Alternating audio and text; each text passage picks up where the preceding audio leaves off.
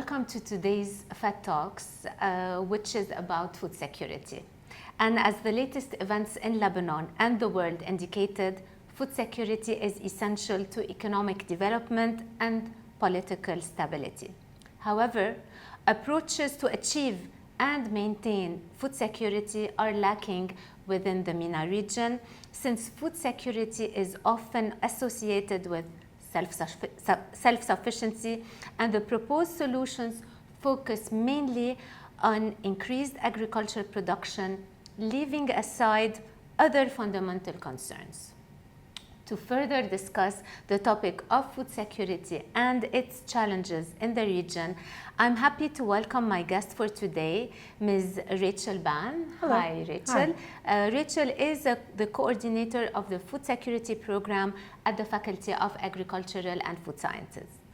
So, Rachel, let me first introduce, or let us introduce the food security topic. Sure. How do we define what is food security? Okay, so we'll go to one of the most prevalent definitions of the term that we find in the international dialogue, and that's food security exists when all people at all times have physical, social, and economic access to sufficient, safe, and nutritious food that meets their dietary needs and food preferences for an active and healthy life. Okay. And so this definition maps to four dimensions. We think about food availability, the production of food access, so gaining that through markets, which is how most of us access our food utilization, which maps most closely to issues of food quality, nutrition, and then stability. These need to be stable over time, because if any of them is subject to a shock, it gets to that question of over time.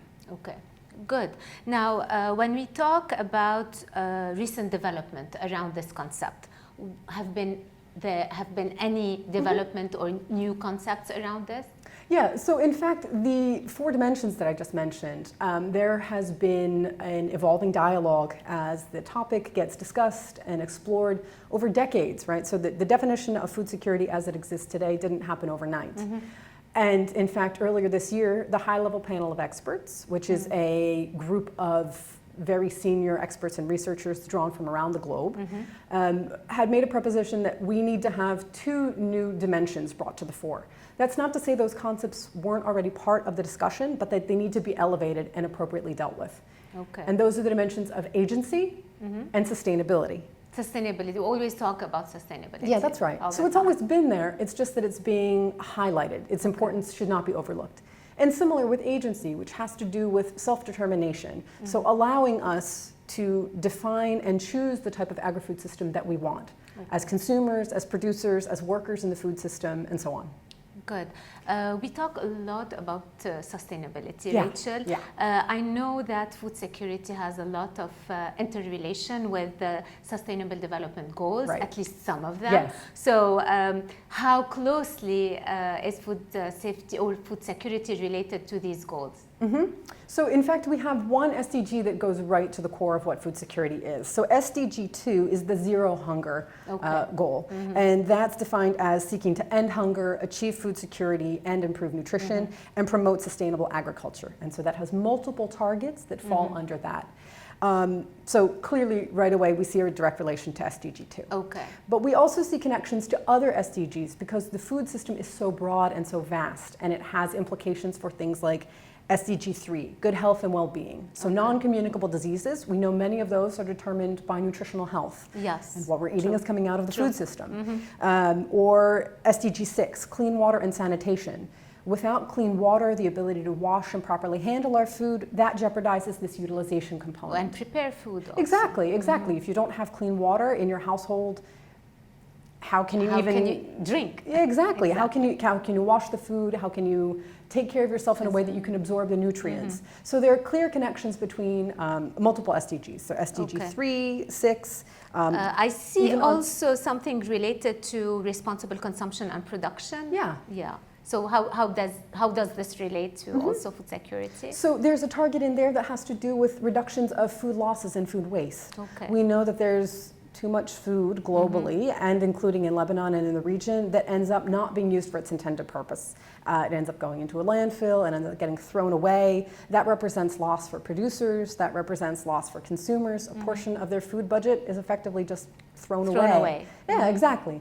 And so what we are seeing growing attention to over the past several decades has been recognition of the problem, trying to understand where it happens and how to tackle those things. And how to stop it, or at which point to decrease this food waste. Yes, exactly.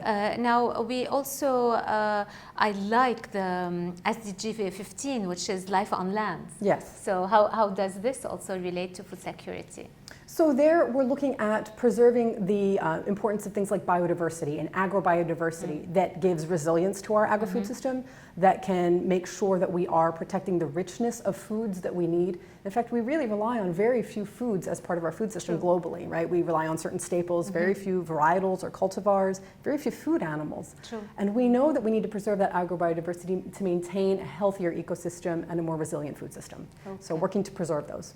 Okay. Now, if we want to talk about the main challenges in the Mediterranean region, so we do face a lot of food insecurity, I would say. So what are these challenges? And then we'll see if we can talk about some solutions. Sure.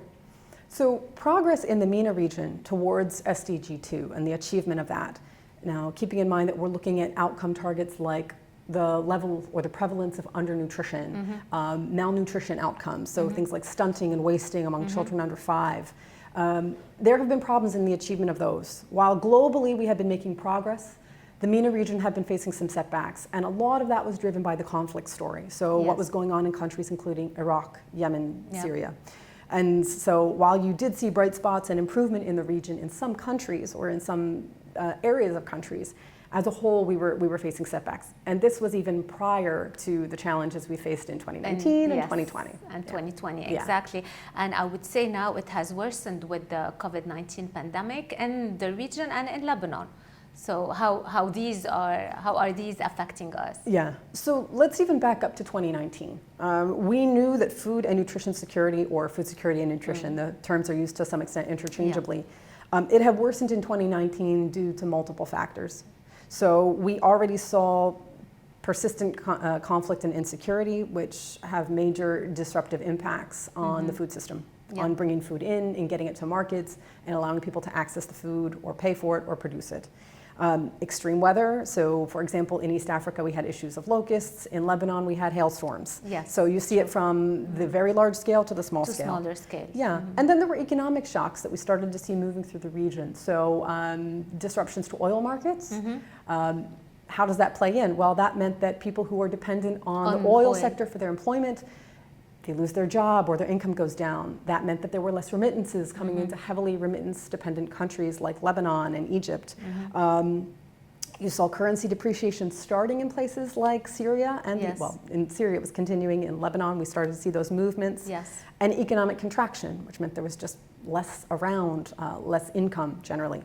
And so all of those things started limiting also the ability of governments to respond to the challenge. So those issues and challenges were really just compiling. And again, so we had a build-up of challenges culminating at the start of COVID-19. Yeah, so COVID-19 really just added yet another layer of difficulty to this. And that, of course, had a much more global impact. Right? So what did we see happening in food systems? Well, for a period of time, there was just disruption. So we saw a reduction in movement and shipments of food. We saw some cases where farm workers weren't able to get to the farm, or there were closures of meat packing plants. So you saw at the global level changes in availability and prices of products. And while some of those shocks may have been temporary, that doesn't mean they weren't disruptive, at least for that period of time. On the consumer side, I think many of us saw or experienced those first scary weeks of lockdown. We didn't know what was going to happen, so people panic bought, went and bought, exactly, right? So went and bought as many staples as they could. I still know some families who still have stocks of spaghetti, of rice, of flour. So that's we need to encourage them to start using it so it doesn't go into the food loss and waste issues we talked about.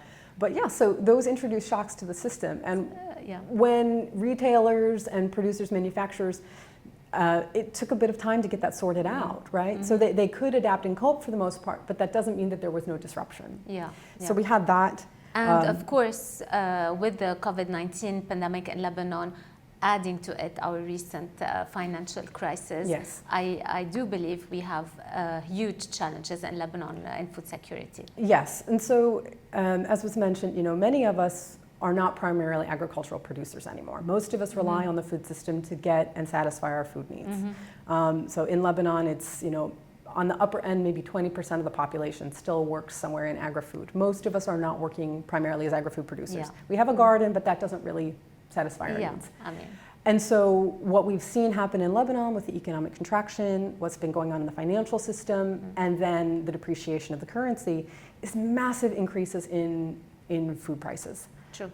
Well beyond the level that we've seen for headline inflation. I mean, as of August, the numbers that we got from the Central Administration of Statistics were, I believe, 300% inflation year on year. So prices of food on average for the basket that they set, 300% higher than they were last year.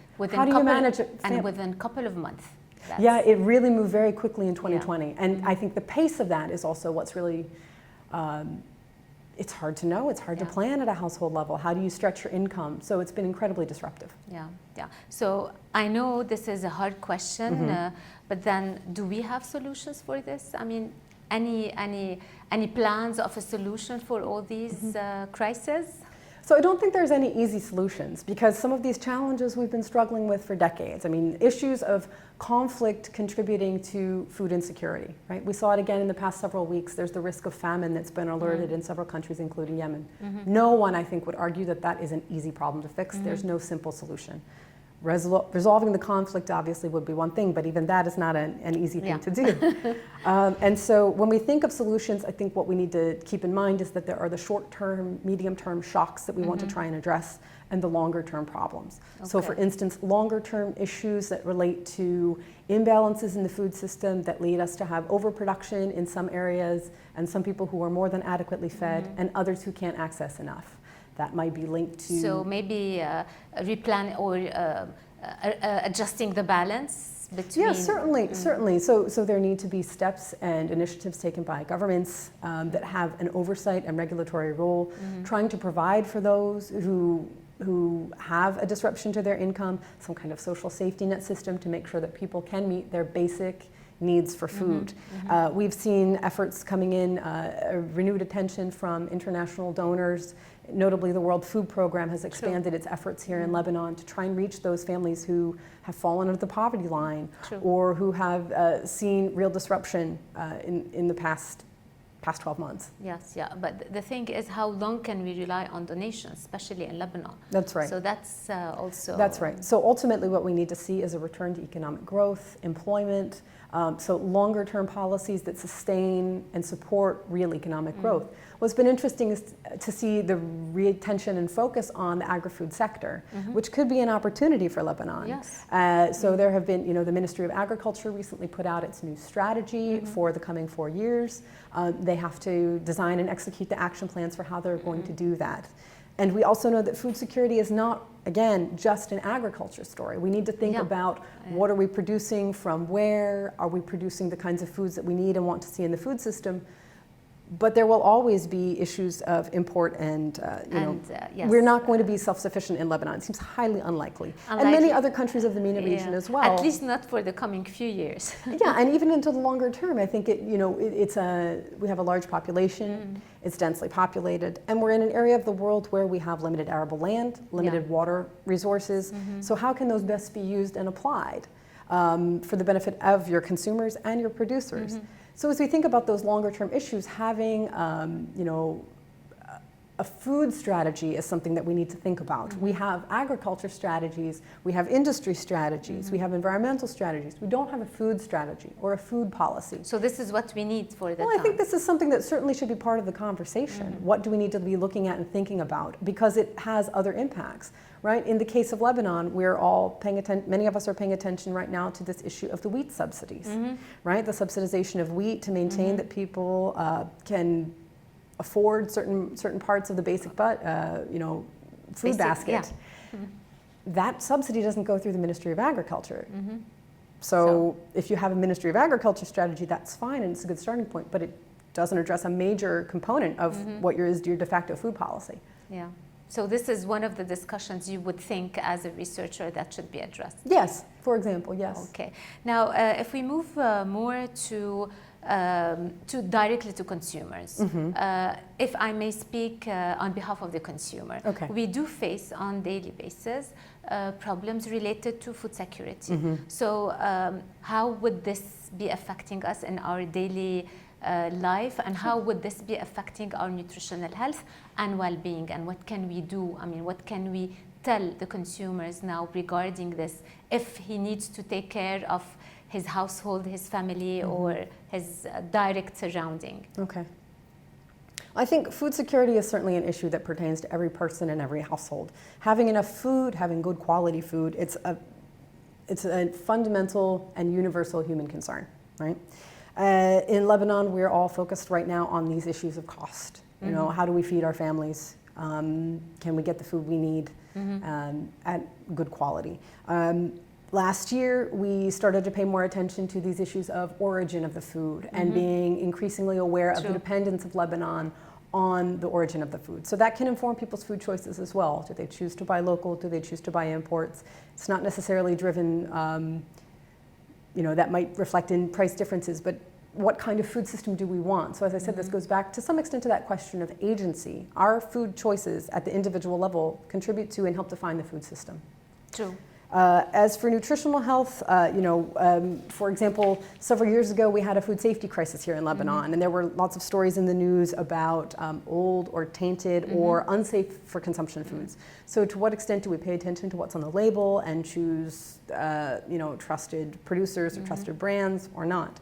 So I don't have a good, easy way to sort of say what we can do. I think we already are paying attention to these questions and issues. Now, actually, the main issue now in Lebanon, at least, is that we're looking at the origin of the food, but because of the whole financial crisis, not anymore. I mean, not as much as before. So we're more logged into the price issue and choosing among the products or the ingredients that would not inflate my budget at when I'm paying at the cashier at the supermarket. So does this in a way affect the food security and household, or anything I buy would be okay as long as I'm meeting my needs in terms of, you know, basic food ingredients, basic food groups? So I think there what we do is we turn to our colleagues from